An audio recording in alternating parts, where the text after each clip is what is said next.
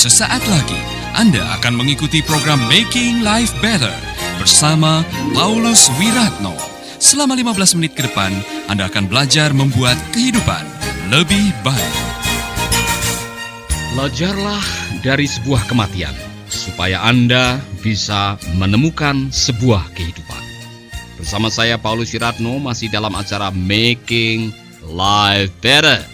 Saudara pendengar dimanapun Anda berada, kami senang sekali apabila hari ini kami masih bisa mengunjungi Anda dimanapun Anda berada melalui radio kesayangan Anda. Kiranya Making Life Better telah membuat kehidupan Anda hari ini berbeda dengan kemarin. Tentunya memiliki kehidupan yang lebih baik. Untuk edisi kali ini, saya mengajak Anda untuk merenungkan sebuah kalimat yang nampaknya harus kita cermati.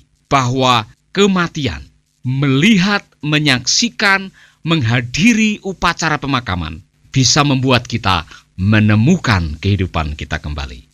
Sehingga ada seorang penasihat perkawinan yang pernah menganjurkan pasangan-pasangan yang konseling, mengatakan kalau engkau ingin memiliki rumah tangga yang berhasil, kalau engkau ingin memiliki kehidupan yang bermakna, belilah batu nisan dan tuliskanlah apa yang ingin engkau tulis pada akhir kehidupan Anda di atas batu nisan itu.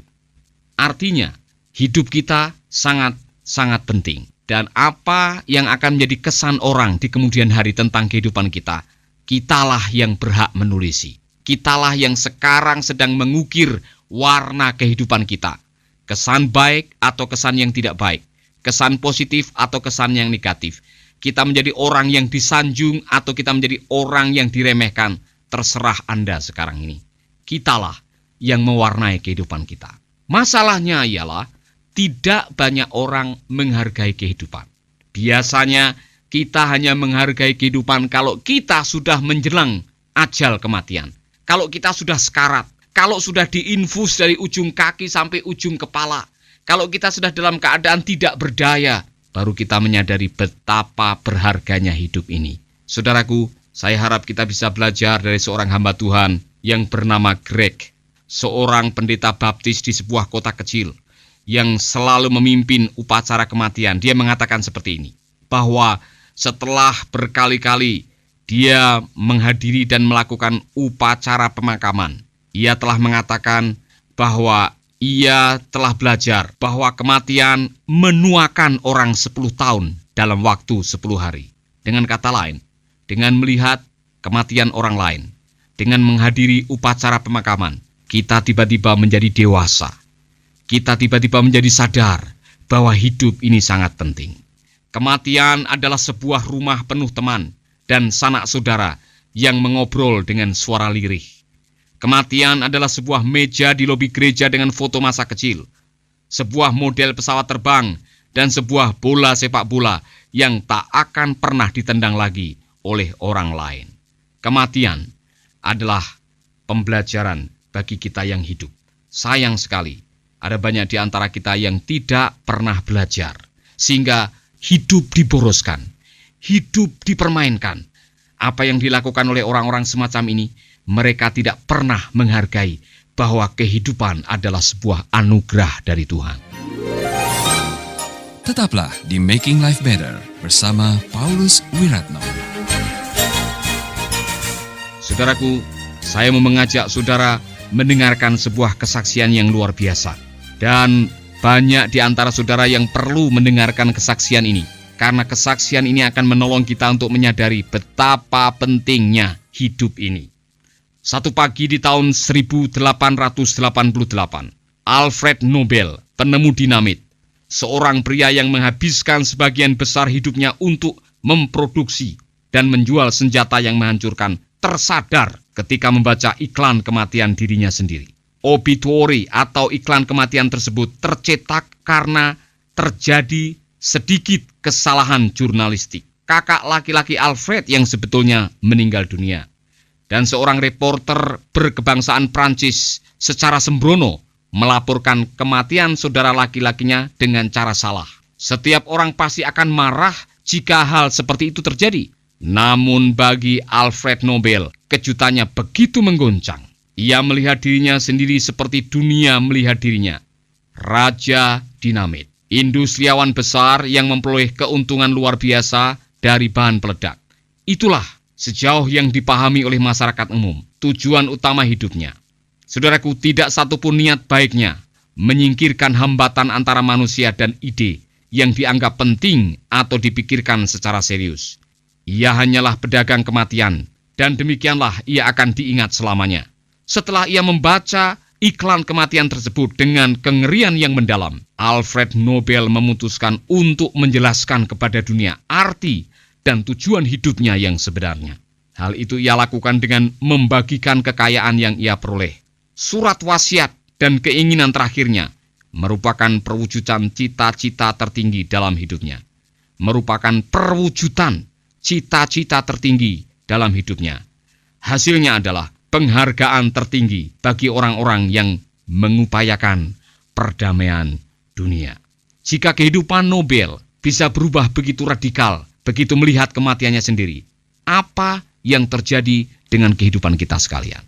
Kadang-kadang dibutuhkan sebuah peristiwa-peristiwa yang mengejutkan untuk kita bisa menyadari bahwa hidup ini sangat berarti. Bagi Alfred Nobel, untuk menyadari tujuan hidupnya dan untuk menyadari apa maksud kehidupannya, dia harus melihat iklan kematian dirinya sendiri. Saudaraku, hidup ini singkat sekali. Saudaraku, kehidupan ini adalah sebuah misteri. Dan saya mengatakan kehidupan adalah sebuah misteri karena memang ada hal-hal yang kadang-kadang sulit untuk dipahami. Contohnya, ada banyak orang yang sekarang ini sedang mengusahakan dirinya untuk menjadi awet muda dan tidak cepat tua. Segala macam usaha dilakukan, mulai dari minum suplemen, melakukan perawatan anti-aging atau anti-penuaan, melakukan apa yang disebut dengan aerobic fitness dan sebagainya. Tetapi saudaraku, orang ini baru saja selesai fitness, minum obat suplemen anti penuaan, kemudian nonton televisi. Selesai nonton televisi dia tidur, kemudian amblas, bablas, tidak bangun lagi. Dan semua tercengang. Aduh, dia orang yang begitu sehat walafiat, saya tidak menyangka dia mati terlalu cepat. Semua terkejut. Aduh, saya baru ketemu kemarin. Dia orang yang sehat, kenapa dia mati terlalu cepat? Itulah kehidupan dan kematian. Hidup dan mati adalah misteri. Sebaliknya, ada orang yang tiap malam mengeluh dan maunya pengen mati. Tiap berdoa isinya adalah keluhan dan sebuah keputusasaan. Oh Tuhan, bebanku begitu berat, aku tidak sanggup lagi menanggung kehidupan ini, lebih baik aku mati saja. Besok lagi masih hidup, besok lagi masih bisa bangun, besok lagi menjalani kehidupan. Malam hari mengeluh lagi dan mengatakan, Tuhan, terlalu berat beban hidup ini, lebih baik aku mati saja. Besok bangun lagi dan segar lagi dan hidup lagi. Itulah misteri. Hidup dan mati adalah sebuah misteri. Yang saya ingin kita menyadari ialah seperti Alfred Nobel. Kalau hidup dan mati adalah sesuatu yang misteri, maka kita harus melakukan sesuatu pada saat kita hidup. Melakukan sesuatu yang bisa kita nikmati pada waktu kita masuk di dalam kekekalan. Oleh karena itu, bagaimana saudara hidup akan menentukan apa yang saudara dapatkan setelah kematian. Rasul Paulus dengan begitu yakin dia mengatakan, karena bagiku hidup adalah Kristus dan mati adalah keuntungan. Bagi Kristus, kalau hidup kita sepenuhnya kita berikan kepada Kristus. Kalau apapun yang kita lakukan sementara kita hidup di dunia ini, baik waktu bekerja, baik waktu kita mengelola usaha, baik waktu kita belajar, baik waktu kita melayani, baik waktu kita disibukkan dengan kegiatan keluarga, semuanya untuk kemuliaan nama Kristus. Maka waktu kita mati, kita akan melihat sebuah keuntungan yang luar biasa. Itu sebabnya pada waktu Rasul Paulus mengatakan, For me, to live is Christ. Sebetulnya dia sedang mengatakan, My sole aim in living is to glorify Christ. Tujuan utama kehidupan saya ialah untuk memuliakan Kristus. He is the supreme ends of my life, and I value it only as being devoted to His honor. Dia adalah akhir kehidupan saya. Dia yang paling terutama dalam kehidupan saya. Maka saya akan menyerahkan kehidupan ini untuk kemuliaan namanya. Saudaraku, kalau kita menghidupi kehidupan ini dengan sebuah sikap bahwa semua yang kita lakukan untuk kemuliaan nama Kristus, maka engkau sudah menemukan kehidupan yang sebenarnya. Dan kalau engkau sudah menemukan kehidupan yang sebenarnya, maka waktu kita meninggalkan kehidupan yang sementara ini dan masuk di dalam kekekalan, kita akan menemukan nilai yang luar biasa. Anda masih mengikuti Making Life Better bersama Paulus Wiratno. Dengarkan apa yang dikatakan oleh pemazmur. Ingatlah aku betapa singkatnya hidupku ini. Kau ciptakan manusia sebagai makhluk yang fana. Siapakah yang dapat hidup terus dan tidak mati? Siapakah yang dapat luput dari kuburan? Yakobus 4 ayat 14 mengatakan, apa yang akan terjadi dengan kehidupanmu besok? Kalian sendiri pun tidak mengetahuinya. Kalian hanya seperti asap yang sebentar saja kelihatan, kemudian lenyap. Saudaraku, hidup kita singkat. Dengarkan baik-baik. Hidup ini singkat. Kita semua yang namanya manusia, yang namanya makhluk yang fana, kita akan meninggalkan dunia ini. Saudara sadar atau tidak sadar? Saudara mengerti atau tidak mengerti? Saudara bersiap-siap atau tidak bersiap-siap? Sekarang kita sedang menuju ke tempat yang sama. Kita sedang menanti giliran kita untuk menjemput sang ajal, yaitu kematian. Dan berbahagialah mereka yang hidup dan telah menemukan Kristus. Karena pada waktu engkau telah menemukan Kristus, engkau akan sadar bahwa kita akan masuk di dalam kekekalan bersama dengan Dia.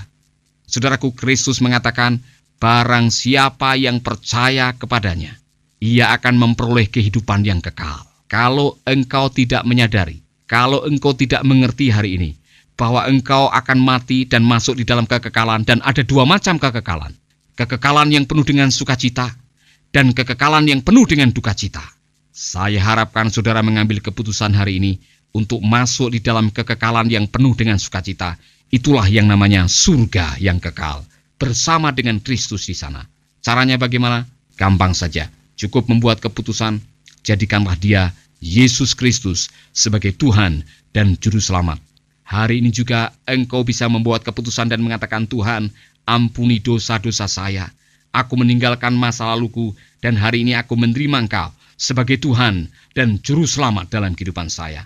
Kalau saudara memang sedang dalam keadaan di mana engkau harus membuat keputusan dan Roh Tuhan sedang berbicara kepadamu sekarang, ambillah keputusan sebelum terlambat. Inilah waktu yang paling baik. Telepon radio kesayangan Anda, minta supaya saudara dibimbing untuk bisa berdoa dan menerima Dia sebagai Tuhan dan Juru Selamat. Ini bukan masalah agama, ini masalah keyakinan dan kekekalan. Dan hari ini adalah waktu yang paling baik buat saudara. Kiranya Tuhan menolong saudara. Tuhan memberkati. Baru saja Anda mendengarkan Making Life Better bersama Paulus Wiratno. Jika Anda diberkati, kirimkan kesaksian Anda ke Radio Dian Mandiri, Jalan Intan LC2, Gang 4, Nomor 1, Denpasar, Bali. Kunjungi website kami di www.pauluswiratno.org, Facebook Paulus Wiratno. Hubungi kami di 081 338 66 5500. Sekali lagi 081 338 66 5500. Terima kasih, Tuhan memberkati. Sahabat, Anda baru saja mengikuti program Making Life Better bersama Paulus Wiratno. Terima kasih atas kebersamaan Anda. Tuhan memberkati.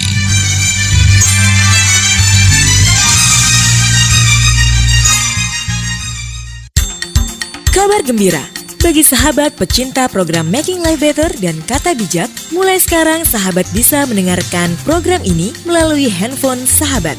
Download sekarang juga aplikasi Making Life Better melalui Play Store atau App Store secara gratis.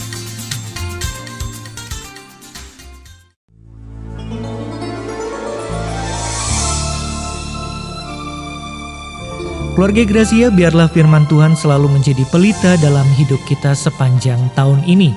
Dengarkan selalu Radio Suara Gracia di 95,9 FM, streaming di suaragratiafm.com/streaming, atau dengan aplikasi Android Radio Suara Gratia yang tersedia di Play Store. Jika Anda diberkati oleh siaran Suara Gracia FM dan mengalami kuasa mujizat Tuhan, mari menjadi berkat dengan mengirimkan kesaksian ke WhatsApp Radio Suara Gracia FM di 0817 222 959. Biarlah melalui kesaksian Anda, banyak jiwa dikuatkan dan dibangkitkan kembali imannya. Tuhan memberkati.